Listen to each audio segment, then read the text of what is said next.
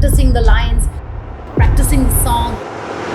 He was like really into it, and I was like, whoa, this guy is serious. Yeah. And also, I didn't get work for 2 years after that film. So good and so unlikable. Great comic timing, when she writes. I with that little bagutti there, like a little poodle. So validation.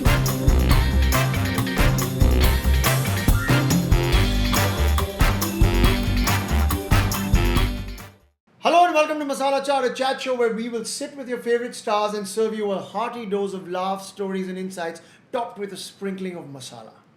Here to talk about everything that makes her so cool and so wonderful is Kalki Koechlin. Thanks for the name. You're doing South films now?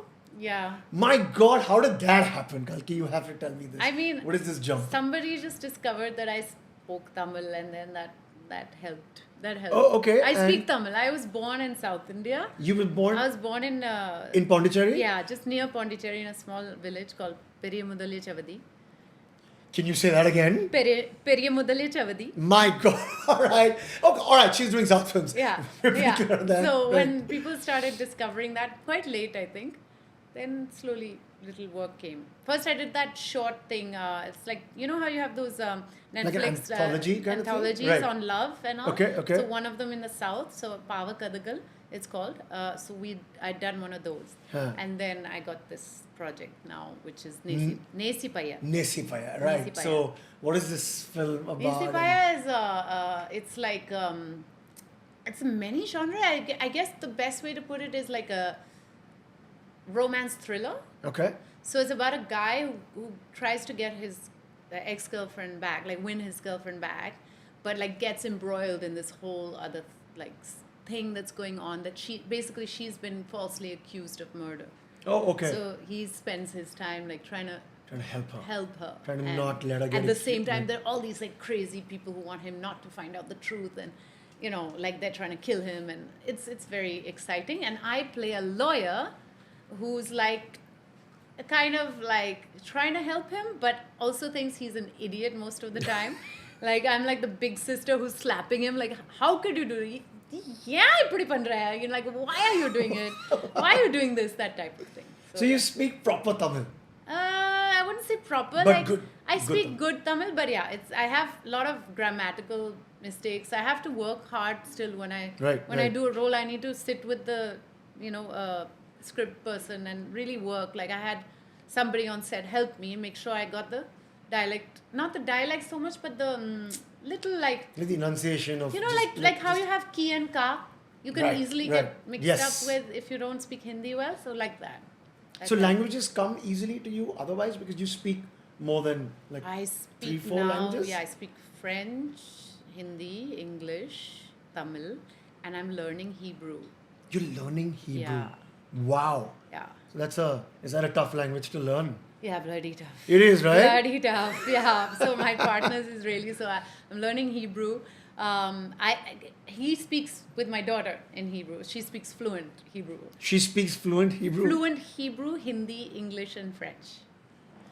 She's wow. 5. Wow. Yeah. She's 5.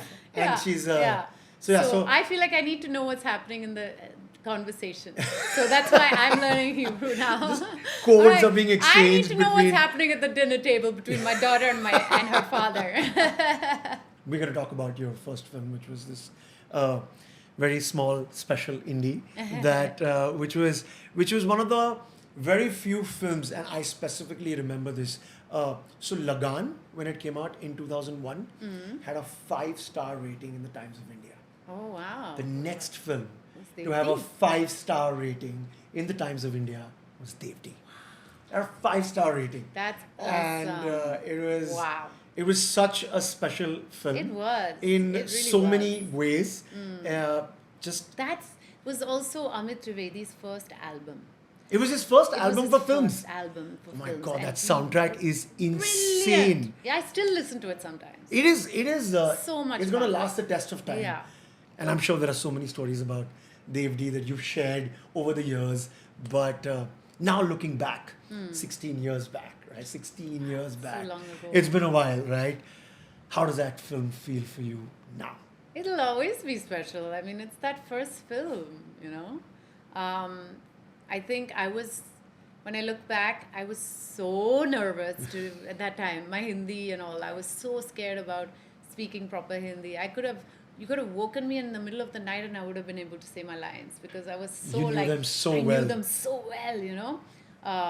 So yeah, it was really important. I had to work really hard. But yeah, we had a fun time. It was shooting in Delhi. We were living in Parganj at some point, and then Punjab, and really, yeah.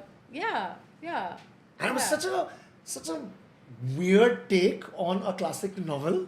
Yeah. And those remember the dancers? Those two dancers. The three brothers, yeah. So I was at the Chandan Cinema screening where Yeah. they got the two dancers to perform. Yeah, two right? of them came, but there are three of them actually. There are three, yeah.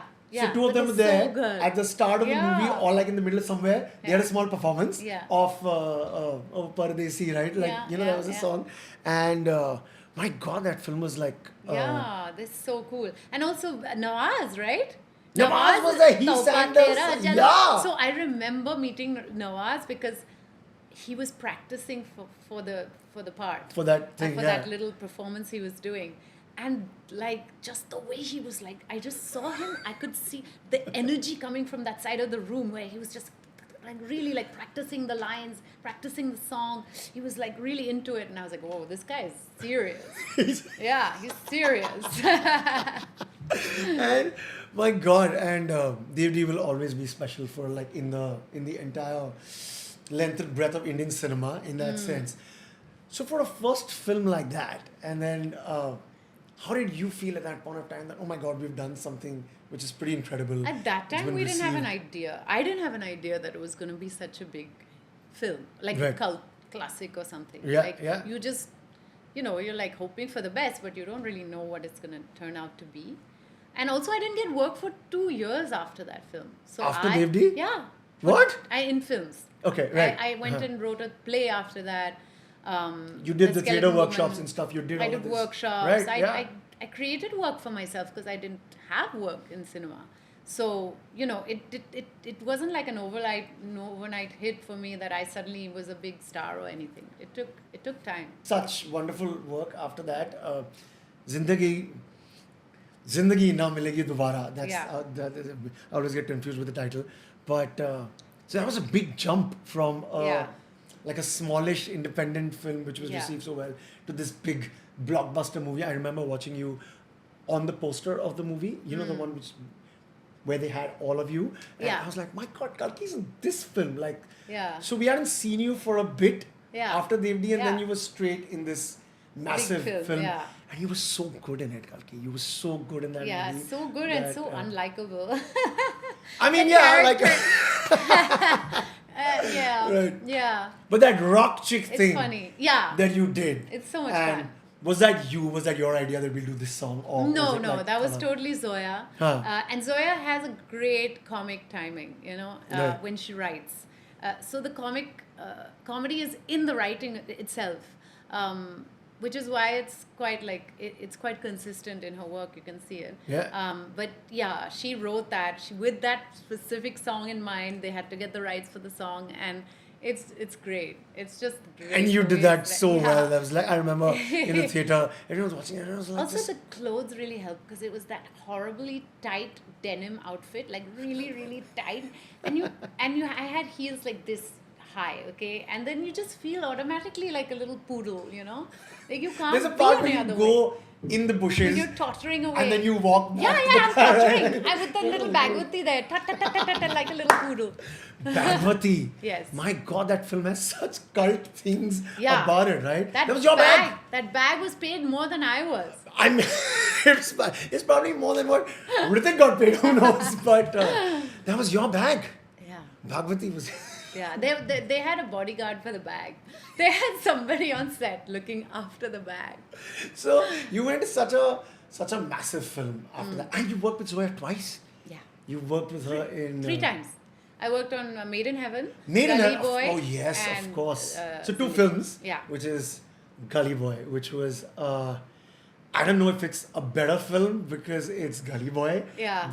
And that was Zindagi. But Yeah. I don't want to compare. But That's a different just, film. Yeah, just it's you can't- about something we've never really seen before, which is the rapping world. And done so well. So well. And so well. you and Ranveer Singh in that, and your role again was such a special role to the film because you kind of come in, you break the, I don't want to say monotony, but The you home. break the, like the, Homebreaker. like the sur of the, but you break the sur of the film, and then it just goes into like a different space. Yeah. But I thought you were so good in that movie, and how is it working with Zoya Akhtar 6-7 years later, and how did you feel she had changed, evolved as a filmmaker? As a filmmaker, wow. I think she's always had an incredible confidence about her work, and coming from the background that she comes from, I'm sure there's a lot of pressure on her to succeed, and she does. She lives up to that. You also had that great performance in Margarita with a straw. Yeah. My God, that Yeah. was also another Yeah. very, very special performance. That And, one, you see, I'll remember forever because it was so much work. So much work. We worked so hard. I mean, just Just to like the prep. physicality of it. Yeah, the and prep. just The prep. Just to get the... Zoya, I'm saying, Shonali. Shonali Bose, yes. Shonali Bose told me that I would not be able to do anything for 6 months. Anything else. Okay. She said, don't take up any work. No theatre, no ads, no nothing. Because I want you to be so immersed in this. So the research for that, the time that we took. You did workshops It's for that. something you don't as- usually get to do. You don't Right. get the privilege to do that. Nobody gives you that kind of time, right? Usually it's like script is in hand, 1 month later you're We're on starting set, shooting no now, yeah. workshop, no prep, nothing. But this was, wow, that was special, and I don't know if it'll ever repeat itself, actually. I mean, yeah, that performance will also... We haven't seen a performance like that in a very long time from an actor, actress, like, just Yeah. it's you won a national award for that movie. Yes. You won a national award. How was that feeling to just Pretty go cool. win? Pretty cool.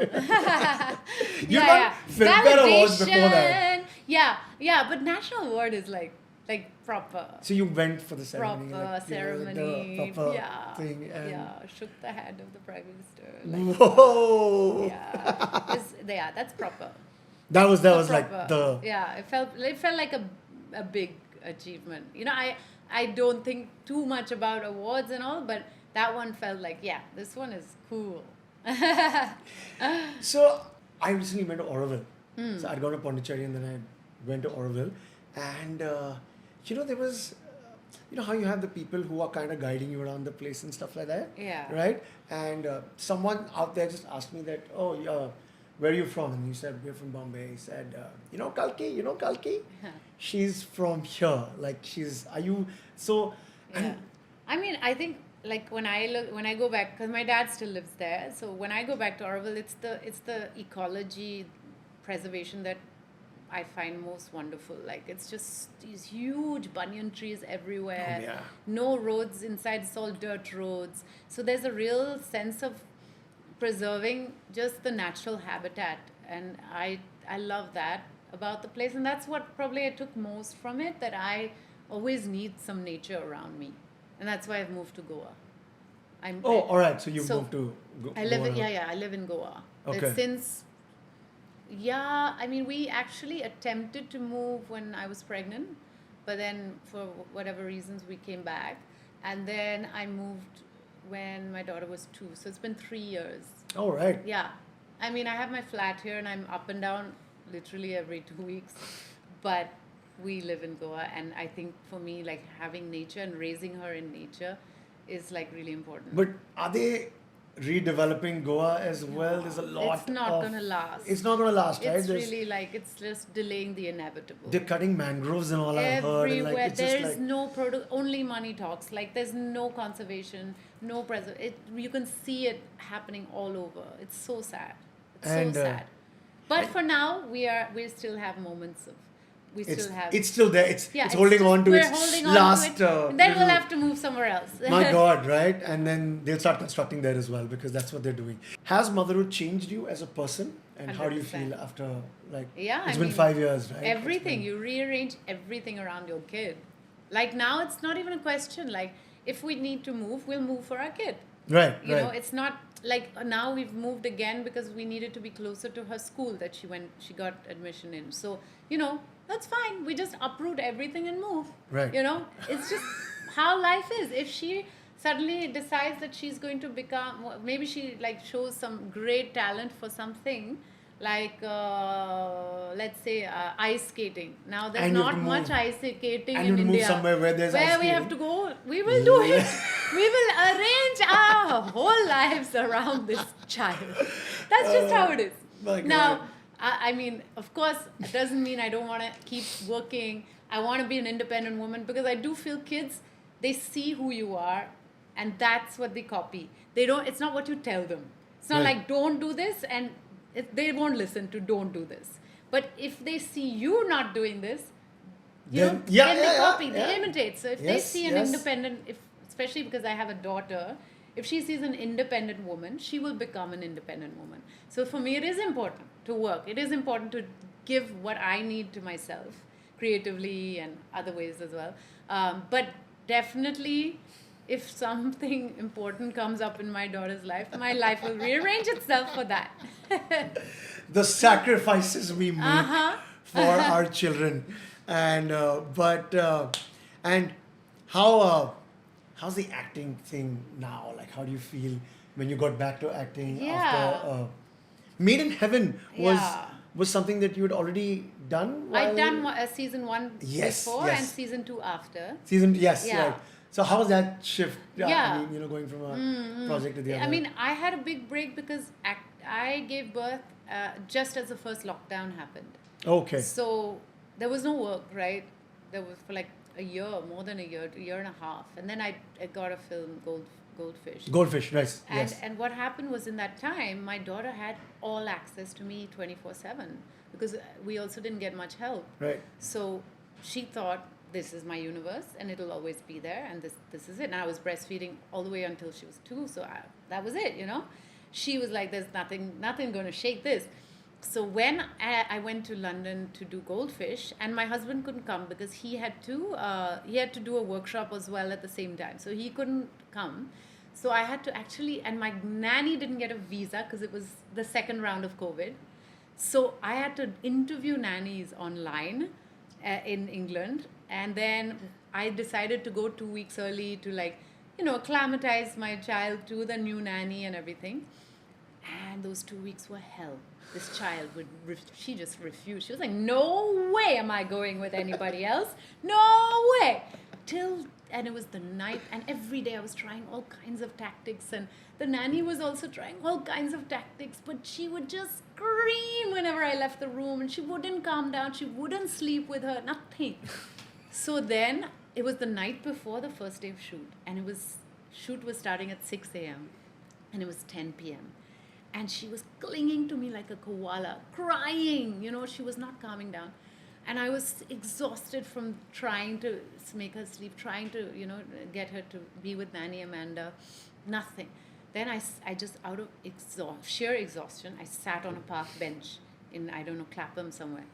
Okay, and bloody summertime. So sun is brightly shining at 10 p.m. And I'm like, listen, baby, Sappho, I love you. And I will always be there for you. Every morning and every night. Yeah, I will be there with you. But during the day, I really need you to go with the Nanny Manda. And the thing is, I have wanted to work really badly. And I've waited for I had a little monologue. It really means a lot for me. I've been waiting to work. And I haven't had a chance. And it'll make me so happy to go. And I promise you, every morning and every night, I'll be here for you. She went to sleep 2 minutes after that. The next morning, she woke up and the first thing she said was, where's Nanny Manda? She understood. She got everything. And she was like 1.5. Oh, yeah, she was 1.5. 1.5. They get these things, right? They You just need to communicate what you're feeling. And sometimes we try to be so cheerful and strong. And because we don't want to but I think we need to be vulnerable with our kids, you know. You know, Kalki, it's just been your journey has been so fascinating. All these years, you've done such interesting work in such interesting projects, big, small, poetry, theater, just all the activism work that you've done, and Book, please, my book. Talk about my book. There's a book. There's a book. There's a book. And you must give it to your wife. Okay. Because she will totally relate to it. It's called The Elephant in the Womb. The Elephant in the Womb. Actually, even you'll relate to it. Okay, yeah, right. It's Absolutely. really for parents. It's for parents of young babies. So And this came out like when? It came out, unfortunately, during the second lockdown, which is why I didn't get much traction because we couldn't promote it physically. But it's a fun book. Elephant in the Womb. Yeah. It's like $300 on Amazon. Just order. I'm going to order now. it right Now. after this. After we get done, it's going to reach my house before I Yes. reach my house. It's going to be all Yes. right. But so yeah, all these lovely and wonderful things that you've done throughout your career. Thank you for all of that, and Thanks. we wish you all the very best for everything that's coming up. Motherhood, acting, writing, directing. May the sky never be the limit for you, and may you stay connected to nature. May you be nature in that sense, right? I look For- like nature today. She does.